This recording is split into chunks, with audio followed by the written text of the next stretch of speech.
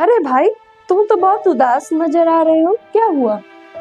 छोड़ो कुछ ना स्कूल में कुछ बात हो गया क्या? कोई झगड़ा हो गया? छोड़ो भैया, रहने दो तुम। कुछ ऐसा तो हुआ ही नहीं। देखो, मेरा तो कर्तव्य बनता है कि मैं तुम्हारी सारी प्रॉब्लम्स को सॉर्ट आउट करूं। तुम भले ही मम्मी पापा को कोई प्रॉब्लम ना बताओ, समझे? लेकिन मुझे जरूर बताओ। तुम मुझे अपना दोस्त समझो और मुझे बताओ, और अब अच्छे बच्चे बन के बता भी। भैया, लास्ट में ऐसा व्यवहार हमेशा क्यों होता है? कोई अगर किसी का मदद कर रहा है तो उसको चापलूस कर देंगे। कोई अगर टिफिन में सूखी रोटी डाल रहा है तो उसको गरीब कह देंगे। कोई अगर सीधा है तो उसको फट्टू कह देंगे। आज मैंने एक लड़के की होमवर्क बनाने में मदद की तो मुझे चापलूस कर दिया। बस इतनी सी बात, और तुम इतने परेशान बैठे हो? चलो, मैं तुम्हें आज एक कहानी बताता हूँ। बताओ। तो एक बार की बात है, एक लड़का एक समुद्र के पास वहाँ खेल रहा था। तभी समुद्र की लहर आई और उस लड़के के चप्पल को बहा कर ले गई। तो फिर उस लड़के ने वहाँ रेत पे गुस्से से लिख दिया कि ये समुद्र चोर है। तभी एक मछुआरा वहाँ ढेर सारी मछलियों को पकड़ कर आया और पूरे खुशी से वहाँ पर लिखा, ये समुद्र मेरा पालनहार है। और उसके तुरंत बाद ही वहाँ पर एक बूढ़ी माँ और उसका बेटा समुद्र के पास आया और उसका बेटा समुद्र के पास खेल रहा था। तभी समुद्र की एक बड़ी सी लहर आई और उसके बेटे को बहा कर ले गई और बेटा डूबकर मर गया। तो उसकी माँ, बूढ़ी माँ ने उस रेत पर लिखा कि ये समुद्र खूनी है। और उसके तुरंत ही बाद वहाँ एक बूढ़ा व्यक्ति झुककर घूम रहा था। तभी उसे एक मोती मिली और उसने उस रेत पर लिख दिया खुशी से कि ये समुद्र दानी है।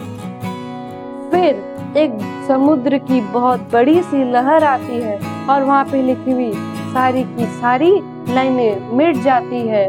तो हमें इससे यह सीख मिलती है कि समुद्र को इस बात से कोई फर्क नहीं पड़ता कि लोग उसके बारे में क्या सोचते हैं, क्या लिखते हैं। अगर तुम्हें समुद्र जैसा बनना है या किन्हीं को भी समुद्र जैसा बनना है, तो जो लोग बातें करते हैं उनको उस पे ध्यान देना बंद कर देना चाहिए। अगर तुम अपने में सत्य हो तो अपनी मौज में रहो, क्योंकि जो लोग बातें करते हैं वो परिस्थितियों के अनुसार बदलते रहते हैं ना। वाह भैया, आपने तो आज मुझे बहुत बड़े ज्ञान की बातें समझा दी। अगली बार से मैं किसी की बातों पर गौर नहीं करूंगा। थैंक्स भैया। लेकिन आज मुझे पता चला कि आप इतने खुश कैसे रहते हो या फिर टेंशन फ्री कैसे रहते हो। लेकिन भैया, आपने इतनी अच्छी कहानी पढ़ी या सुनी कहाँ से? भाई, तुम्हें याद होगा कि मैं और पापा जमीन के कुछ मामले में गांव गए थे। तो वहाँ पे एक आदमी ने पापा को अशब्द कहे और पापा वहाँ चुपचाप खड़े रहे और ऐसा लग रहा था कि पापा ने वो शब्द सुने ही नहीं। मुझे तो बहुत गुस्सा आ रहा था और मन में एक सवाल भी चल रहा था कि पापा ने उस समय उस आदमी को कुछ खरी खोटी क्यों नहीं सुनाई। तब जब वहाँ उस जमीन का मामला खत्म हुआ, जब फिर हम लोग वापस घर आने लगे, तब गाड़ी में मैंने ये पापा से यह बात पूछी कि पापा, आपने उस आदमी को खरी खोटी क्यों नहीं सुनाई। तब पापा ने विस्तार से यह कहानी मुझे मुस्कुराते हुए कही। वाह भैया, मुझे तो लगा था तुम पापा के साथ गाड़ी में सिर्फ मौज मारने के लिए जाते हो।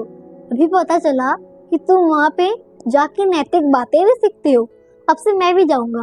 भैया, पापा ने इसके आगे कुछ कहा था क्या?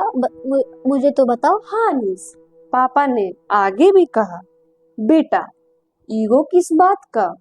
बदन हम लोगों का मिट्टी का है, सांसें हम सभी की उधार है। घमंड हो तो किस बात में? यहाँ तो हम सभी किराएदार हैं, यहाँ तो हम सभी किराएदार हैं। हाँ भैया, आज तो आपने दिल ही जीत लिया। आज से आपका और पापा का इज्जत कोटि कोटि गुना बढ़ गया। सम्मानित दर्शकों, अगर आपको आज की वीडियो पसंद आई तो अधिक से अधिक लोगों तक पहुंचाएं तथा इस चैनल को सब्सक्राइब एवं लाइक करें। प्रणाम, धन्यवाद।